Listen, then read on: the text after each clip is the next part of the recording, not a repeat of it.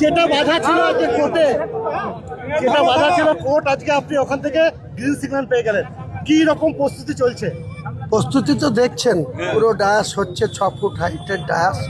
400 জন মুসলিম সমাজের যারা কোরআনকে অত্যন্ত বুকের মধ্যে রেখে দিয়েছে, সেসব হাফেজ, কারি, মৌলানা, অনেক বিজ্ঞ ব্যক্তি, ইসলাম ধর্মাবলম্বী মানুষ সেখানে পবিত্র সৌদি আরবেরও লোক থাকবে এবং ইন্ডিয়ার বিভিন্ন জায়গা থেকে আমাদের এখানকার লোকাল অনেক মৌলানা, কারি, হাফেজ সহ 400 জন ডায়াসে থাকবে।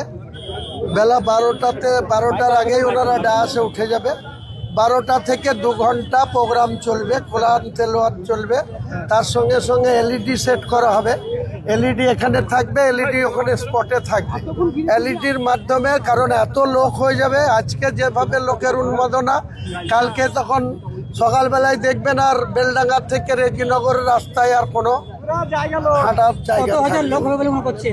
আমি তো মিনিমাম আমার টার্গেট প্রথম থেকেই আছে 2 লাখ, আমার মনে হচ্ছে 2 লাখ ছাড়িয়ে যাবে।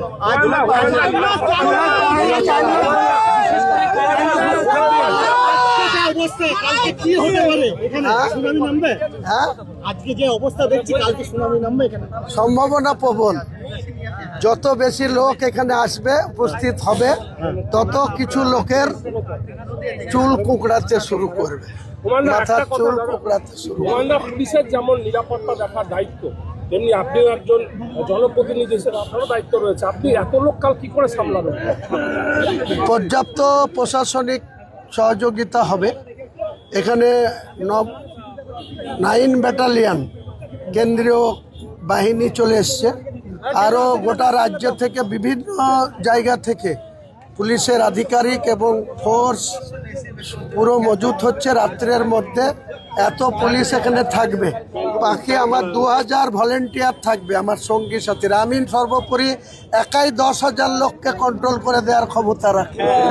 আমার ভালোবাসা দিয়ে তাদের কন্ট্রোল রাখবো ইনশাআল্লাহ। এটা নিয়ে আজকে কোনো কথা বলবো না। আপনি 22 তারিখের জন্য ওয়েট করুন।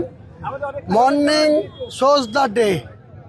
এই মর্নিং শোজ দ্য ডের বাংলা মানে হচ্ছে সকাল দেখলেই সারা দিন কেমন যাবে সেটা বোঝা যায়। আজকের এই জনসমাগম, আগামীকালকের যে উপস্থিতি, সেখান থেকে বলবেন যে রেজিনগরের মানুষ আমার সঙ্গে আছে। আমিও টোটাল রেজিনগর সহ মুর্শিদাবাদের মানুষের সঙ্গে আছি, সেটা আগামী দিনে প্রমাণ হবে। কালকের প্রোগ্রামে কারা কারা উপস্থিত থাকবেন? এখানে অনেক লোক, লম্বা লিস্ট, আমি কার নাম করব? তাহলে আপনি বলছেন কার নাম দল করতে? তৃণমূল কি ছাড়লেন বলবো? হ্যাঁ, তৃণমূল কি ইস্তফা দিলেন বলবো?